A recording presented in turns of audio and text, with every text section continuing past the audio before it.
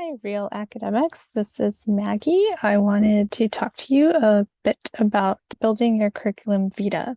Now, you may or may not already have a curriculum vitae, but did you know that your vitae is telling your story? You may or may not have known that, but it is. And it's everyone kind of does it in their own way, but I think it's helpful to have models of how to do it. I remember when I was a graduate student and I was building my vitae, probably was like 4 pages long at the very start of my career. And now it's like 16 to 20 pages, depending on what I put in there. And it just keeps growing. That's the way it works in the academic world. If anyone's watching from the non-academic world and are used to like 1-page resumes or 2-page resumes, that's very different. The vitae in the academic world is basically putting pretty much everything you can in there in some sort of organized way. Now, there's no, like I said, there's people do it in different ways. So it's very helpful to go out there and look at other people's vitas, see how they do it. Mine evolved over time, has changed, it's gone through many, many iterations. And that's why I'm making this video and why I'm providing you with a free template that if you would like to modify your vita or start your vita or whatever it is, hopefully it'll be a good base for you. And like I said, this is a template. You can modify it and make it your own. So let me go ahead and go through it with you because it's all about telling your story. I just over time have found this one to be the most straightforward for me. And so I just keep adding to it as I go. So let me share my screen with you so you can see what I'm seeing. I think I'm gonna have to share my whole screen, so bear with me here. Okay. Yeah. All right. So what you see is on this side is the Vita template that I've provided for you for free. So you can literally download it and go in there and just start adding your information. And you'll see it's just 4 pages long because it's just a template, right? So one thing I do want to point out is that I have boxes here because I built it with boxes. What you can do is you can click on there, go to borders and shading, and take it off once you've inputted your information. So you can always go back, put all borders and shading. That just keeps everything nice and clean and streamlined. So that's why you'll see over here on my Vita example that is filled out, that is much longer, that there are no boxes, but I could go in there and bring the box back. Okay, just helps keep things organized, right? I'll leave it like that for now. So you can see exactly how I filled it out. I was literally putting in my education by year. It's good to have the latest degree at the very beginning. You can play around with where you put things, but usually your education's up front. Professional experience is good to come next. So you can kind of glance and see how that looks. Any professional organizations you belong to. I've played with this a lot. I finally just put it in alphabetical order. And I put the dates that I was a member. And if there were any I was still presently a member of, I just bolded. And again, this is totally up to you. It's how you want someone else to see your story, okay? And what you want to pop out. So you can play with italics and bolding and where you put information. That's why I like the boxes, because I can move them around.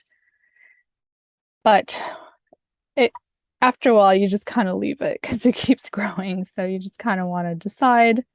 I think I have these boxes together. You can always break them apart if you want. As you start getting awards, either as a graduate student or faculty, you can add those in.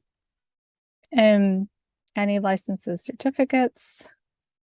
And then, of course, the research, right? So definitely you want to paint a very clear and ethical picture of what you've accomplished. So I have here peer-reviewed journal articles. You can see I have a very elaborate key. Yours does not have to be this way. You don't even have to have a key. I did because I knew what my university required for tenure and what they were looking at specifically. So my keeping track of this for me on my Vita was very helpful so that when I went in and like transferred all this information to their system and into writing, I knew exactly like where I stood on all these points. So you don't have to do this, and this unless it helps you.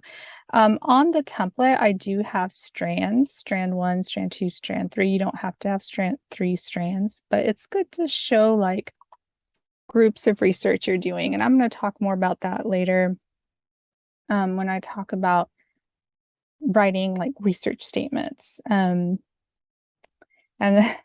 and statements for tenure and promotion. It's helpful to start grouping your research in that way if you can. So with that said, I'll put my little strands right here, right after each publication, like which strand it falls into. And sometimes it's more than one, and I can put more than one. Okay. So when I was talking about being ethical, it's like these are peer-reviewed articles. And then book reviews are a different category. Invited publications that are not peer-reviewed are a different category. Same with conference presentations, those that are peer-reviewed versus those that are invited. I want to be very clear about where they fall. So that's how you see it here on the actual one, book reviews. Some people put in works in progress. You'll want to check with your institution if they want to see that, or just if you want to track it for yourself. Sometimes you'll have different versions of your Vita. Just keep them straight. Like one for you, one for the public, one for the university. I mean, I tried not to have that many, but again, you may just go in there and tweak it depending on the purpose of your Vita and where it's going. If you have any press, like interviews, or I think I have like one, or some piece that's been written about you. Oh yeah, right here you can do that. I've seen that. That was like newer as it happened. You can always add to it as things happen. I'll go in and look at examples from other people and be like, how did they handle this? Oh, okay, they just put this section in. And then I had all my student committees. Now, this is an example of where I have a different version. I don't want to post this online with all my student names and everything. So I took that out and I just put a note saying, if you want to know more specifics about the hundreds of student committees I was on, let me know. Of course, if I'm applying to a job, I can include that in or decide to or not to. But for your purposes, I have the whole thing here, like how you could put in doctoral committees you're on, where you're chairing versus co-chairing versus being a member versus being a graduate representative, if those are distinctions that are made in your world. They were very critical in my world. They were very stringent about which role one played. So that's why I have it in so much detail. Now, your institution may or may not be that way. So again, you can adjust this to make sense for you. Master's committees with, chair versus member. If you did any mentoring, assigned mentoring, and then teaching, you can add all your courses here. So that's what you're seeing over here. And I like to have it by doctoral level, master's level, undergraduate level. I mean, again, depends on what you're doing, right? What they assign you to do. I also have like past teaching from when I was a graduate student and the courses I developed and when I was doing community college teaching, and things like that. You can, of course, add that in if you want or need to. As far as service, And again, these items may not pop up until they pop up, right? I never thought I would, well, I didn't know when I would. I always wanted to review grants, and I had the opportunity to do that in 2021. So that's when I added that in. That this did not exist before then, this block. But I went ahead and put it here for you. And then editorial positions. Again, those may not happen right away, especially if you're fresh out of graduate school, or they may, I don't know. Either way, it's there for you. And then I just list all my ad hoc, like when a journal just asks me to review, I just literally list them like this, just by year. If there's one I review for a lot, instead of listing every single year, I'll just put like from 2016 till present, I've been reviewing. Now I have more detailed organizers that maybe I'll either make videos or provide them as templates. I haven't decided, where I go even into more detail on teaching, research, and service numbers, like to keep track for myself, which is really important when I put my tenure packet together. So that's for later. For now, just want you to start with your Vita, because this is the story you're telling.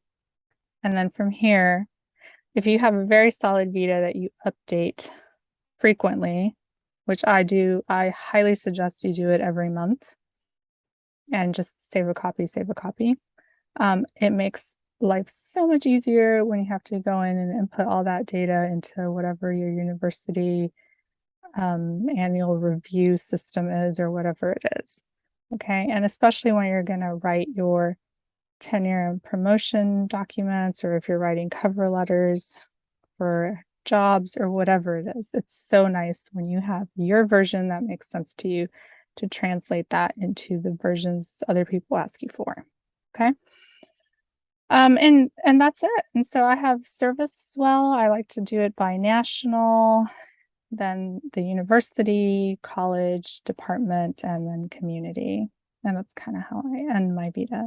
And again, I want to reinforce, like, I highly recommend that you update it every month.